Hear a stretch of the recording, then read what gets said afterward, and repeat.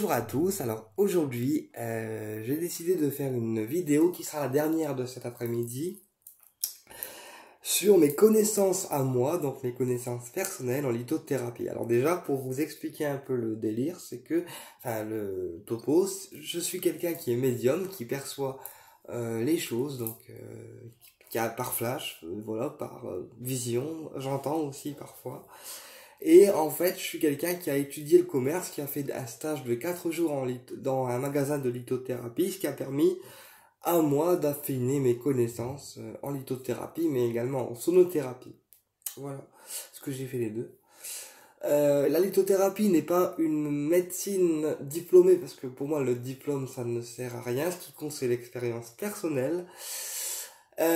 Donc, la lithothérapie, c'est une médecine par les pierres, ce qui signifie que par leur vibration, les pierres apportent quelque chose sur notre corps. Enfin, ils travaillent en fait sur notre corps, sur notre aura, et permettent d'apporter un rétablissement en fait énergétique.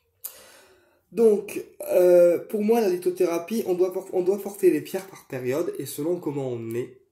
Voilà, parce que des fois j'ai des personnes qui mettent 15 bracelets autour de leur poignet ou 15 bracelets à leur cheville, ce qui n'est pas forcément toujours bon, parce que pour moi la lithothérapie, on doit apporter les pierres par période et surtout pour rééquilibrer ce qui doit être rééquilibré en priorité.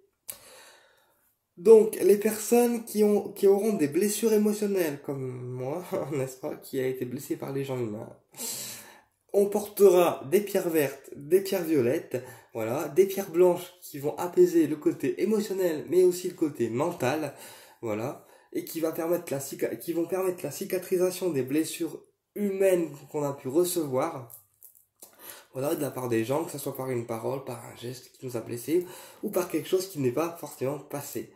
Auquel cas, on associera également le grenat rouge et le jaspe rouge pour digérer en fait le dossier ou ce qui n'est pas forcément passé, ou ce qu'on n'a pas accepté dans notre aura. Voilà, parce qu'on n'est pas obligé de tout accepter non plus, en fait.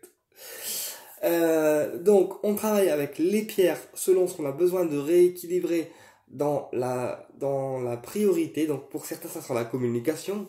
Pour quelqu'un, par exemple, qui ne communique pas beaucoup, il aura la gorge qui sera très enrouée, parce qu'il ne verbalisera pas forcément suffisamment. Auquel cas, on travaillera avec une turquoise et un lapis lazuli, pour permettre une libération émotionnelle et de pouvoir communiquer sans forcément avoir de bégaiement ou d'enrouement au niveau de la gorge.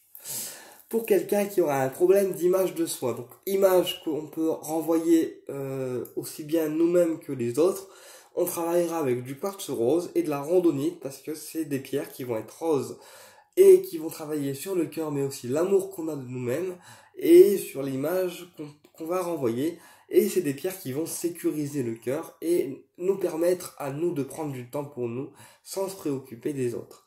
Donc tout ce qui va être vert, rose, violet, ça va travailler l'émotionnel en fait. Tout ce qui va être blanc, bleu, orange, jaune, ça va travailler le côté harmonisation et le côté confiance en soi.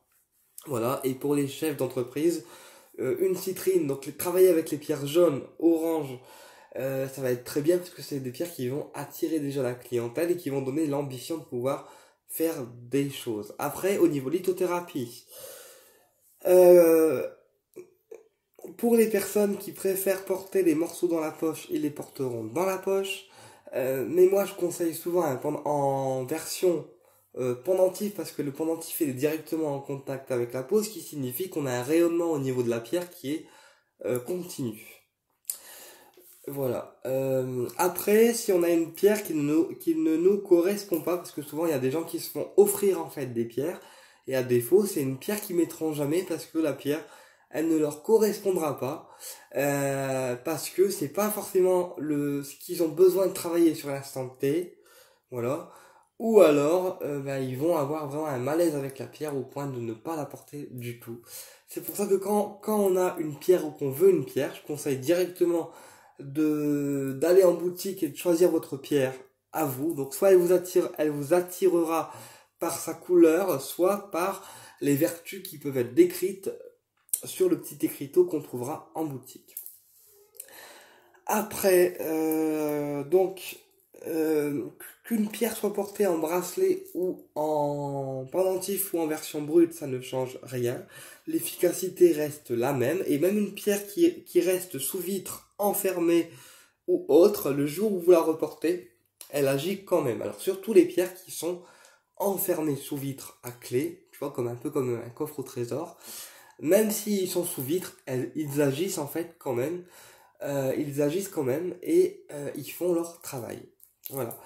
Et pareil pour les personnes qui ont des couleurs qu'ils détestent, par exemple les pierres noires, les pierres marrons, etc. C'est des couleurs qu'ils détestent, mais à défaut, comme c'est des couleurs qui sont inhabituelles pour leur corps énergétique et leurs auras, quand ils vont les appliquer sur eux, en fait les pierres ils vont travailler quand même sur eux, et à défaut ça sera les pierres qu'on déteste qui vont faire la plus grosse partie du travail. Après, pour tout ce qui est maladie plus compliquée à traiter en termes énergétiques, donc je conseille bien évidemment l'avis d'un médecin généraliste. Et je conseille également la malachite. La malachite qui est une pierre verte qui va en fait aider à nettoyer tout ce qui peut être douleur, voilà, tout ce qui peut être douleur chronique, etc. Je conseille également l'aragonite, parce que l'aragonite c'est une pierre un peu plus rare, mais elle répare en fait les os. En ce sens-là, elle pourra parfaitement aussi aider tout ce qui fait douleur osseuse, etc.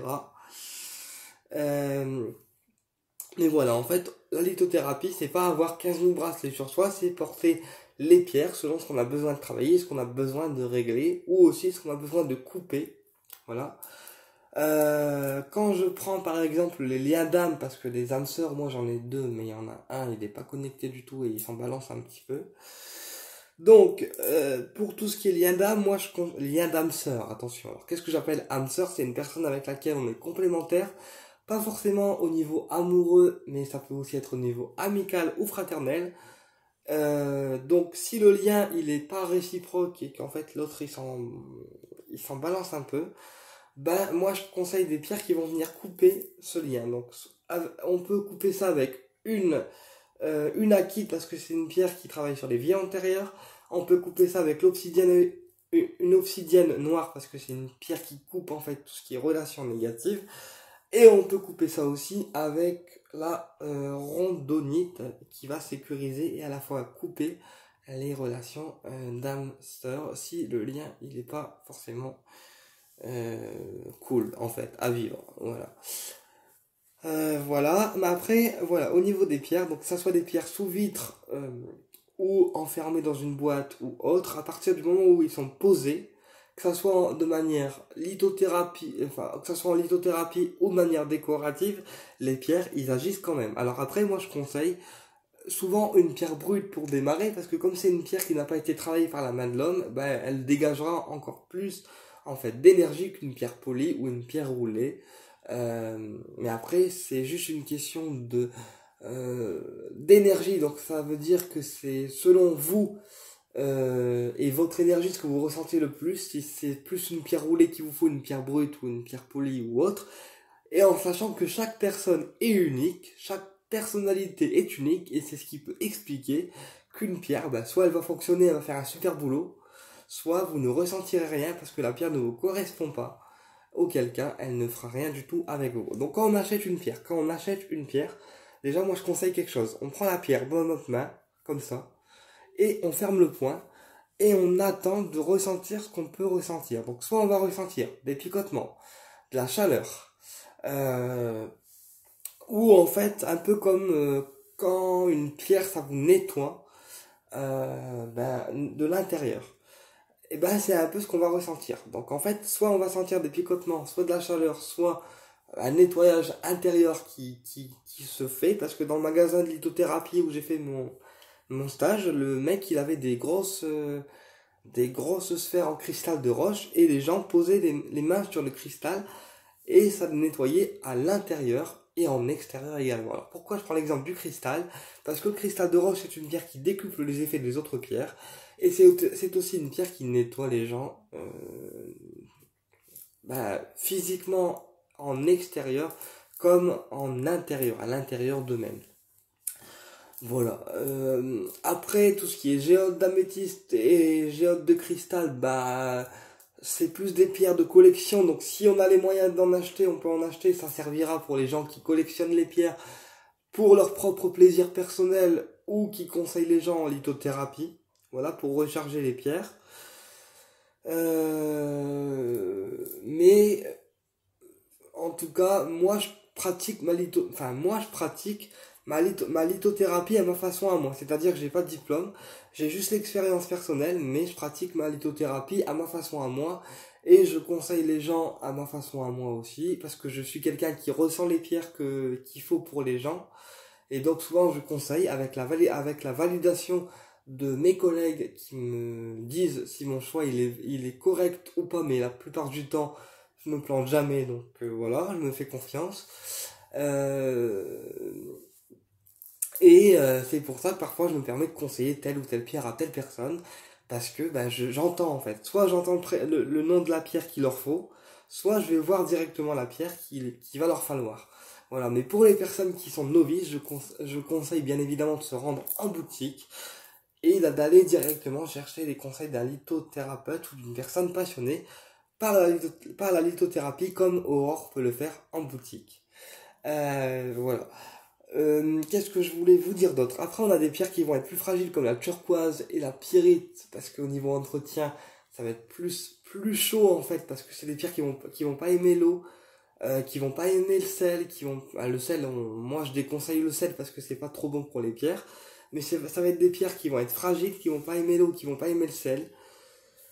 Et du coup, pour les purifier, ça va être uniquement la sonothérapie, donc les bols tibétains et l'encens. Voilà. Mais après, tout ce qui est sel, alors tout ce qui est sel, moi je déconseille parce que les minéraux, c'est un être vivant, ce qui veut dire que les maux et les peines qu'on a sur nous quand on prend un minéral, qu'il soit brut ou en bracelet, il les ressent.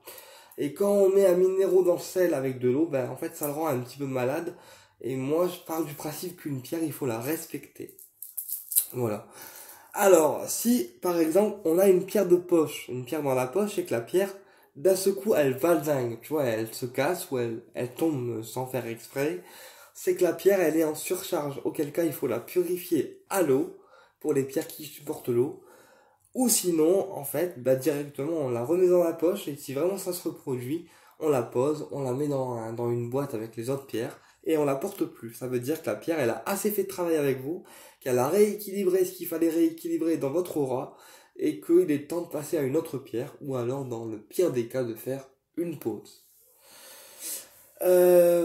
Pour les personnes qui ont la sclérose en plaques, on peut travailler avec la larme d'Apache, qui est une pierre qui va travailler tout ce qui est sclérose en plaques. Parce que je sais qu'il y a aussi des gens qui souffrent de ça, tout ce qui est paralysie, sclérose en plaques. On peut travailler avec une pierre qu'on appelle la larme d'Apache, qui va agir sur cette maladie-là. Voilà, en combinaison avec la malachite, ça se fera un très bon travail. Après, tout ce qui est composition et tout, moi je m'y connais pas trop. Moi je travaille surtout avec la beauté des pierres, en fait, et leurs vertus que je connais quasiment par cœur. Alors pas pour toutes les pierres, parce qu'il y a toujours des pierres qui sortent et des nouvelles pierres qu'on découvre.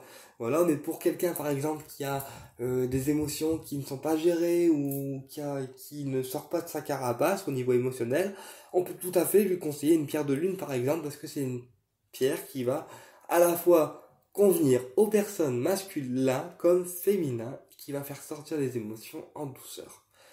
Voilà.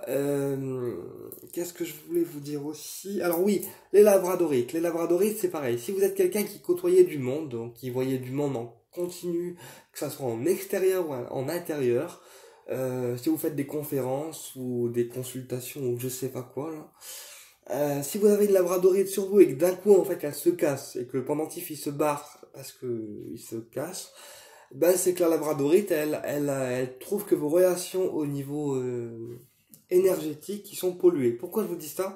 Parce que moi une fois j'ai une labradorite en pendentif, ben, j'en ai eu quatre. En fait j'ai eu quatre labradorites en pendentif et quand j'ai été au magasin de lithothérapie où j'allais avant, enfin pas celui actuellement mais l'autre où j'allais avant, je suis rentré dans le magasin et en fait il y avait des gens, tu vois, et j'avais une labradorite qui était en bracelet et en pendentif Et quand je suis rentré dans le magasin, ma labradorite, elle m'a lâché en fait. Tu vois, mais lâché, genre le pendentif il s'est décroché. Et donc, en fait, c'est la labradorite qui a absorbé trop au niveau relationnel. Et bah, en fait, elle s'est pétée en fait, elle s'est cassée complètement en 1000 morceaux. Donc du coup ça tombe bien parce que comme j'étais sur place, j'ai pu remplacer ma labradorite au magasin. Voilà. Qu'est-ce que je voulais vous dire aussi? Donc voilà, aussi parce qu'en fait, même quand on est au téléphone avec une personne, bah des fois le pendentif en labradorite ou en pierre selon ce qu'on porte sur soi, il se charge et ça peut carrément, si c'est une grosse personne avec des grosses pollutions, bah faire que le pendentif il se casse ou il se détruise complètement. Voilà. Bien écoutez, j'espère que mon expérience vous a plu, que cette vidéo vous a plu et que ça vous a apporté des réponses et je vous dis à très bientôt pour une prochaine vidéo.